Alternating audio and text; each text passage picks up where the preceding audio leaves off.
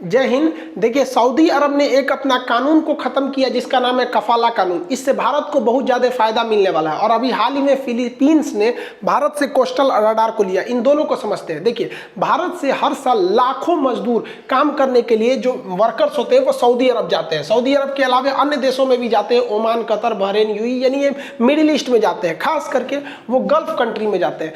Gulf country यानी खाड़ी देश उन्हें कहा जाता है जिनकी सीमा ये फारस की खाड़ी नामक इस समुद्र से सटती है। तो फारस की खाड़ी से सटने वाले 8 देशों को हम खाड़ी देश कहते हैं, जिसमें Oman, UAE, Qatar, Bahrain, Saudi Arab, Kuwait, Iraq, Iran आते हैं। तो यहाँ भारत के बहुत सारे लोग काम करते हैं। लेकिन यहाँ एक बहुत ही गलत कानून था जिसे कफाला यानी स्पॉन्सर्ड रूल के नाम से जाना जाता था, जिससे मजदूरों को बहुत ज्यादा शोषण होता था। ये कफाला कानून क्या कहता था कि अगर आपको सऊदी अरब में जाना है काम करने के लिए तो आप डायरेक्ट नहीं जाएंगे, बल्कि वहाँ किसी कंपनी से आपका एक समझौता होगा। वो कंपनी क्या करती थी, आपका पासपोर्ट रख लेती थी, और आप जब वापस सोचेंगे उस कंपनी को छोड़ के वापस हम इंडिया आ जाए तो वो कंपनी को आप डायरेक्ट नहीं छोड़ सकते थे। एक लंबी प्रोसेस रहती थी। अगर कंपनी को लगेगा नहीं उसे वर्कर की जल्दी जरूरत है, हम इसे नहीं जाने दे, तो आपको नहीं भी जाने दे सकती। 6-6 महीने लगा देती थी। आपके घर में कोई इमरजेंसी हो, जल्दी आने नहीं देते थे सर। तो पहला एक ये दिक्कत था। और सबसे बड़ा जो दिक्कत था कफाला कानून के तहत कि वहां पे शोषण होता था मजदूरों का। मान लीजिए कि कोई वर्कर इंडिया से गया है, इस कंपनी में काम कर रहा है और इसे 30,000 सैलरी दी जा रही है, लेकिन इसी को छुट्टी के टाइम पे ये घूमने गया तो पता चला कि यहाँ से 5 किलोमीटर दूर एक कोई और कंपनी है, वहां इसे 30,000 के बदले सेम काम की 50,000 रुपये सैलरी दी जाएगी। तो अगर ये कंपनी वाला, ये वर्कर जो इंडिया से यहाँ गया है, यहाँ रिज्वाइन देता है और उस कंपनी में ज्वाइन कर लेता है, तो पुलिस इसे कफाला कानून के तहत पकड़ के जेल में डाल देगी। आप नहीं चेंज कर सकते थे। इसको चेंज करने के लिए आपको क्या करना रहता था, इस कंपनी से आपको रिजाइन देना पड़ेगा और वापस इंडिया आना पड़ेगा इस कंपनी को छोड़कर। इंडिया से आने के बाद फिर इस कंपनी में अप्लाई कीजिएगा, ये रिसीव करेगा, तब आप जा सकते हैं। इतना कॉम्प्लिकेटेड था ये। अभी क्या था कि मान लीजिए कोई जाना चाहता था इस कंपनी से छोड़ के इस कंपनी में, ताकि उसे 30 के बदले 50,000 रुपये मिले, तो यहाँ रिजाइन देता था ना, तो कंपनी वाले रिजाइन ही नहीं लेते थे, कहते नहीं जाने देंगे, तुम्हारा पासपोर्ट जमा कर लिए। तो बहुत ज़्यादा ये कफाला कानून गलत था। इसका खामियाजा खुद सऊदी अरब को भुगतना पड़ा था। भारत से 2014 में सऊदी अरब में लगभग 8 लाख लोग काम करने के लिए गए थे और 2018 में देखेंगे तो ये आंकड़ा घट के 3,40,000 हो गया। इतने खराब कानून की वजह से ज़्यादातर लोग ओमान वगैरह में शिफ्ट हो गए, सऊदी अरब के बगल में। तो इस कानून को सऊदी अरब ने ख़त्म कर दिया, कहा कि ये 2021 में ये कानून ख़त्म हो जाएगा। अब भारत के लोग जो काम कर रहे हैं, अगर वो कंपनी है, ये कंपनी में उनके साथ सैलरी अच्छी नहीं मिल रही है, मेडिकल फैसिलिटी अच्छा नहीं है, व्यवहार अच्छा नहीं हो रहा है, तो उन्हें लगता है कि नहीं कोई और कानून है, कोई और कंपनी है जो दूसरे स्टेट में है, यानी सऊदी अरब में ही है, कहीं और भी कोई कंपनी है, तो वहाँ बात करें।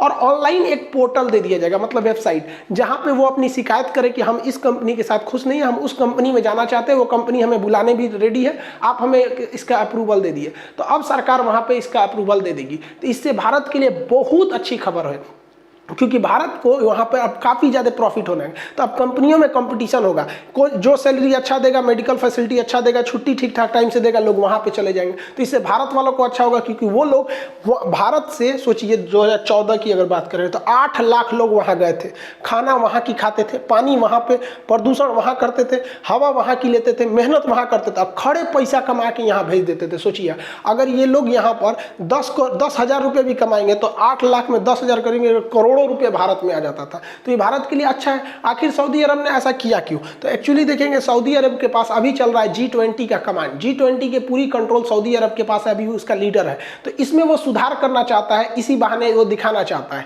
हालांकि इसमें तो सुषमा स्वराज जब विदेश मंत्री थी तभी उन्होंने कहा था कि ये कफाला कानून भारत के लिए अच्छा नहीं है, लेकिन फाइनली सऊदी अरब ने अपने लेबर मिनिस्ट्री को कह के इस आदेश को सुधरवा लिया है। इसके पीछे जो सबसे बड़ा कारण है वो कोरोना है।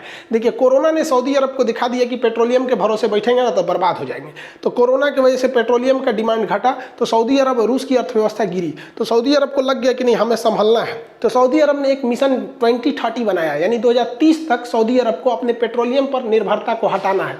तो पेट्रोलियम से निर्भरता को हटाने के लिए सऊदी अरब ने खुद को सोच रहा है कि हम मैन्युफैक्चरिंग हब बनाने के लिए हम लेबर्स के लिए अच्छा व्यवस्था रखेंगे। तो अच्छी बात है, आपका फ्लेक्सिबिलिटी देंगे तो बहुत से लोगों को काम करने को यहाँ पे सहूलियत हो जाती है। तो इससे तो भारत को बहुत अच्छा होगा कि अब बहुत सारे कंपनी वाले जा सकते हैं। सबसे बड़ा फायदा क्या होगा कि सऊदी अरब जो है ना मिडिल ईस्ट में एक लीडर है। अगर किसी कानून को सुधार सऊदी अरब करता है ना तो जेन्युइन समझिए कि इसके अगल बगल वाले भी सुधार करेंगे ही। इसके बगल में है यूएई। यूएई तो बहुत तेजी से सुधार कर रहा है। यूएई जो है अभी हाल ही में देखेंगे तो उसने इस्लामिक कानून में भी सुधार कर दिया। उसने अपने यहाँ मतलब नियम बना दिया कि 21 साल से ऊपर के अगर कोई आदमी है तो वो शादी से पहले लिव इन रिलेशन में भी रह सकता था, वरना यहाँ पर इस्लामिक कानून बहुत खतरनाक लग रहा था। तो इन सब को समझ में आ गया है कि भाई हमें अब देश की अर्थव्यवस्था को बचाना है, तो ये लोग बहुत तेजी से रिफॉर्म ला रहे हैं। अगर इसके कंपैरिजन में अगर आप भारत को देखेंगे तो भारत में बहुत तेजी से कोई रिफॉर्म नहीं आया है। थोड़ा सा एमएसएमईज को बढ़ावा दिया गया था। एमएसएमईज क्या है आपको नहीं पता तो डिस्क्रिप्शन में उसका लिंक दे देंगे, पूरा डिटेल से बताए हुए एमएसएमई क्या होता है उसको देख लेंगे आप लोग। तो उसमें थोड़ा सा छूट दिया गया था। जो लोन मॉनिटोरियम था उसमें थोड़ा बहुत था, लेकिन आप अगर देखेंगे तो बहुत बड़ा चेंजिंग नहीं आया इंडिया में, जबकि ये लोग बहुत जल्दी से सजग हो रहे हैं। तो हम लोग को भी अपनी मॉडल ऑफ इकोनॉमी को हल्का सा बूस्ट करना पड़ेगा, थोड़ा चेंज करना पड़ेगा कि कोरोना ने ना पूरी तरह से लाइफ स्टाइल बदल दिया। अब ये कितना दिन रहेगा ये प्रेडिक्ट करना भी मुश्किल है, क्योंकि WHO का अभी का करंट अपडेट देखेंगे तो कह रहा है कि अभी सेकेंड वेव आने वाला है। तो इसलिए भारत सरकार को भी अपनी इकोनॉमी को इसी के पैरेलल वर्ल्ड पैरेलल पे बनाना चाहिए, और भारत को ऐसा करना चाहिए कि जो कोई भी कंपनी मैन्युफैक्चरिंग हब इंडिया में बने, यहाँ के लेबर लॉ का। हालांकि इस फील्ड में हम लोग चाइना को बहुत बड़ा टक्कर देते हैं। चाइना सोचता है कि भारत की इस इकोनॉमी को कैसे भी गिरा दें, यहाँ भारत का पकड़ है, लेकिन यहाँ पे चाइना सक्सेस नहीं हो पाता है, जिसके दो वजह है। चाइना में इंग्लिश बहुत कम लोग बोल पाते हैं, और चाइनीज भाषा ऐसा है कि लोग थोड़ा बहुत भी नहीं जान पाते हैं कि सोच रहा बोल क्या रहा है। तो चाइनीज यहाँ आते हैं ऊँचा ऊँचा करता है, समझे में नहीं आता है। अरे वहाँ के बड़े बड़े, अरे वहाँ के विदेश मंत्री को इंग्लिश बोलने नहीं आता है, डिफेंस मिनिस्ट्री को नहीं आता है। और हमारे यहाँ तो टूटी फूटी इंग्लिश तो कमों में सब लोग बोल लेते हैं, और CBSE वालों का पूछना ही क्या है, इंग्लिश से बोलबे करता है। तो यहाँ पर चाइना पहला इसमें हार जाता है। दूसरा, चाइना के वर्कर स्किल्ड है, उन्हें काम बहुत अच्छे से आता है, बट वो मल्टीपर्पज नहीं है। और हमारे यहाँ के वर्कर स्किल है, मल्टीपर्पज भी है, मतलब काम भी अच्छा करते हैं, कई काम करते हैं, नट बोल्ट भी कस लेगा, गैरेज भी बना देगा, लेबर नहीं है तो अपने से पेंट भी कर देगा, कोई मजदूर नहीं तो बोरा लेके अपने चढ़ जाएगा। अब 5 बज गया है, 5 बजे के बाद कहेंगे तनी चाय पिया ना, तो चाय बना के पिला देगा आपको, खाना वाना खुदे बना लेगा। तो इन सबों के लिए झमेला नहीं है। तो भारत के जो वर्कर है वो स्किल्ड है, साथ साथ मल्टीपर्पज है। तो इस एरिया में भी भारत सरकार को काम करना चाहिए। हालांकि जब सुषमा स्वराज जी थी तो इसमें बहुत जबरदस्त काम किया था वो वर्कर्स के लिए, यहाँ के काम के लिए। और दूसरी बात अगर देखिए भारत को, तो भारत ने यहाँ पे उस साइड तो सऊदी अरब देख लिया, यहाँ पर ये फिलीपीन को चाइना जो है बराबर धमकी देते रहा था कि हमेशा उसकी जहाज इसके कोस्टल एरिया, समुद्री एरिया में घुस जाती थी, परेशान रहता था, निगरानी कहाँ करेगा। तो परेशान होकर भारत के पास आया, तो भारत ने उसको क्या कर दिया, कोस्टल रडार दे दिया। अब देखिए समुंदर है ना, तो यहाँ एक टावर खड़ा कर दीजिए और इसके ऊपर रडार लगा दीजिए, टेंशन फ्री। अब 50 किलोमीटर की एरिया में अब कोई भी दुश्मन का जहाज, पनडुब्बी कुछ भी आएगा तो पकड़ लेगा। तो फिलीपीन कह रहा है कि हमारा एरिया खाली 50 किलोमीटर थोड़े है।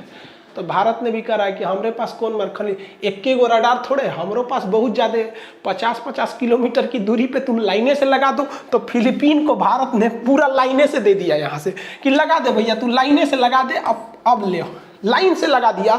तो फिलीपीन आने वाले 1 से 2 साल में जब ये पूरी तरह कंप्लीट हो जाए, हमको रडार लगाने में क्या जाता है, टावर खरीद के लीजिए, नहीं ऐसे जियो का पूरा ऊपर रडार फिट कर दीजिए। हमारे यहाँ देखते हैं धड़ाधड़ टावर लगता है, हर गली में हर गांव में वो टावर डाल देते हैं। तो इससे क्या होगा कि फिलीपीन की पूरी कोस्टल बाउंड्री जो है ना एकदम सिक्योर हो जाएगी। अब चाइनीज पनडुब्बी जो होती है सर, कहीं से आओ, तुम कुछ भी आओ ना, तुम पकड़ में आ जाओगे।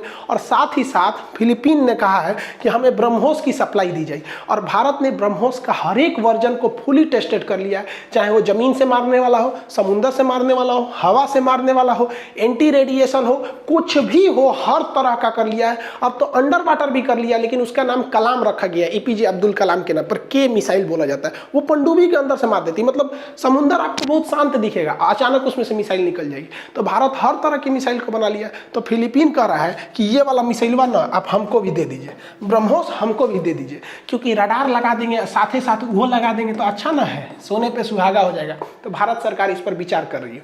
और आपको भी पता है कि डिफेंस डील को काफ़ी सिक्योर रखा जाता है। हो सकता है कि डील हो भी गया हो या फिर पहुंचने के कगार पे हो, तो ये उतना ज़्यादा भारत सरकार भी डिस्क्लोज नहीं करती है। लेकिन हमको जहाँ तक लगता है कि वियतनाम, ये वाला जो वियतनाम है और फिलीपीन के साथ भारत सरकार 90% चांसेज है कि इंटरनली गुप्त रूप से ब्रह्मोस की समझौता कर चुकी है।